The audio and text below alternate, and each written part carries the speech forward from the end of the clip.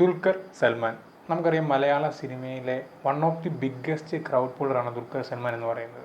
മമ്മൂട്ടിയുടെ മോൻ എന്നൊക്കെ പറഞ്ഞാൽ ആ ഒരു ടാഗ് മാറി ദുൽഖർ സൽമാൻ എന്ന് പറഞ്ഞൊരു ടാഗ് അല്ലെങ്കിൽ ഒരു ബ്രാൻഡ് അദ്ദേഹം നമ്മുടെ ഒരു മോളിവുഡിൽ ക്രിയേറ്റ് ചെയ്തിട്ടുണ്ട്. പക്ഷേ ഇപ്പോൾ കേൾക്കുന്നൊരു ചോദ്യമുണ്ട്, ദുൽഖർ എവിടെ പോയിരിക്കുന്നു? ദുൽഖർ ശരിക്കും മലയാള സിനിമ ഉപേക്ഷിച്ചിട്ടാണ് പോയിരിക്കുന്നത് പാൻ ഇന്ത്യൻ റീച്ച് കിട്ടാൻ വേണ്ടി? എന്താണ് ശരിക്കും യാഥാർത്ഥ്യം? അപ്പോൾ ഞാൻ ആദ്യം തന്നെ പറയട്ടെ, അങ്ങനെ ഒരിക്കലും വിശ്വസിക്കുന്നില്ല ഏതാ ദുൽഖർ മലയാള സിനിമയെ തഴഞ്ഞ് മറ്റു ഭാഷകളിൽ പോകുന്നത്. എനിക്ക് തോന്നുന്നു കൂടുതൽ ഓപ്പർച്യൂണിറ്റി വരുന്ന അദ്ദേഹത്തിന് മറ്റു ഭാഷകളിൽ നിന്നായിരിക്കും. നമുക്കറിയാം നമ്മുടെ ദുൽഖർ സൽമാൻ്റെ തഗ് ലൈഫ് എന്ന് പറഞ്ഞ സിനിമയിൽ അദ്ദേഹത്തിന് ഡേറ്റ് ഇഷ്യൂ കാരണം അദ്ദേഹത്തിന് മാറേണ്ടി വന്നു. തഗ് ലൈഫ് എന്ന് പറഞ്ഞ സിനിമ നമുക്കറിയാം ലെജൻഡായിട്ടുള്ള മണിരത്നവും കമൽഹാസനും വന്നിരിക്കുന്ന സിനിമയാണ്. അതുപോലെ സൂര്യ 43 എന്ന് പറഞ്ഞ സിനിമയിൽ ദുൽഖറിനെ ഓപ്റ്റ് ചെയ്തിട്ടുണ്ട്. ലക്കി ഭാസ്കർ എന്ന് പറഞ്ഞ സിനിമ വരുന്നത് ദുൽഖറിൻ്റെ നായകനായിട്ട് തന്നെയാണ്. അപ്പം അദ്ദേഹത്തിന് അത്രത്തോളം റീച്ച് ഉണ്ട്. അതിനോടൊപ്പം തന്നെ അദ്ദേഹം ഹിന്ദി സിനിമയിൽ ഒരു ഫാൻ ബേസ് ഉണ്ടാക്കി വെച്ചിട്ടുണ്ട്. സോ ആ ഒരു ഇമ്പാക്റ്റ് അദ്ദേഹത്തിനുണ്ട്. അതുപോലെ തന്നെ കൂടുതലും ഓപ്പർച്യൂണിറ്റി വരുന്നത് ചിലപ്പോൾ മറ്റു ഭാഷകളിൽ. അതുപോലെ തന്നെ ബ്രഹ്മാണ്ഡ സിനിമയെ കൽക്കിയിലും അദ്ദേഹം ഒരു സുപ്രധാന റോൾ കൈകാര്യം ചെയ്തിട്ടുണ്ട്. അപ്പോൾ അത് ഒരു കാരണമായേക്കാം. എങ്കിൽ കൂടിയും ദുൽഖർ ഇങ്ങനെ ഒരു മിന്നായം പോലെ വന്ന് മലയാള സിനിമ ചെയ്ത് വീണ്ടും മറ്റു ഭാഷയിലേക്ക് പോകുമ്പോൾ മലയാളി ഓഡിയൻസ് എന്താണ് കരുതുന്നത്?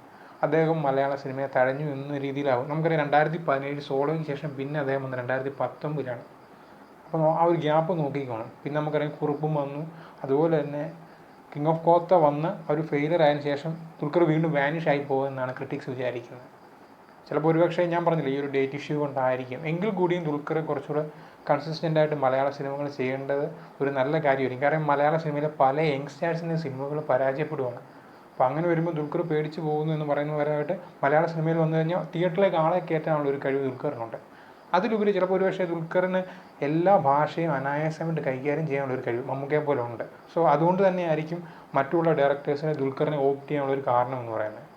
അപ്പം ഒരു ഗുണമുണ്ടെങ്കിൽ അതിൻ്റെതായിട്ടുള്ളൊരു ദോഷവും ഉണ്ടായിരിക്കാം. എങ്കിൽ കൂടിയും ദുൽഖർ വീണ്ടും ഈ ഒരു ലക്കി ഭാസ്കറിന് ശേഷം അടുത്തൊരു മലയാള സിനിമ ചെയ്യുമെന്ന് വിശ്വസിക്കുന്നു. നമുക്കറിയാം മമ്മൂട്ടിയും മോഹൻലാലും ഒക്കെ ഇങ്ങനെ മറ്റു ഭാഷകളിൽ റീച്ച് ഉണ്ടാകുമെന്ന് പറഞ്ഞ് പോയിരുന്നെങ്കിൽ ചിലപ്പോൾ ഒരുപക്ഷെ നമുക്ക് മലയാളത്തിന് ഈ രണ്ട് ലെജൻസിനെ കിട്ടത്തില്ലായിരുന്നു. ഇതുപോലെ അവർ മലയാളത്തിൽ ചെയ്ത കഥാപാത്രങ്ങളും കിട്ടത്തില്ലായിരുന്നു. അതും കൂടെ ഒന്ന് ദുൽഖർ കൺസിഡർ ചെയ്യണമെന്ന് പ്രതീക്ഷിക്കുന്നു. എന്തായാലും അടുത്തൊരു മലയാള സിനിമ നല്ലൊരു സ്ക്രിപ്റ്റുള്ള ഒരു മലയാള സിനിമയെ വന്നിട്ട് അദ്ദേഹം ഒരു തരംഗം സൃഷ്ടിക്കുമെന്ന് വിശ്വസിക്കുന്നു. എന്താണ് നിങ്ങളുടെ ഈ ഒരു അഭിപ്രായം? ദുൽഖറിൻ്റെ ഒരു പാൻ ഇന്ത്യൻ റീച്ച് ഇമ്പാക്റ്റ് ആണോ അതോ ദുൽഖർ വീണ്ടും മലയാള സിനിമയിൽ അഭിനയിക്കണോ?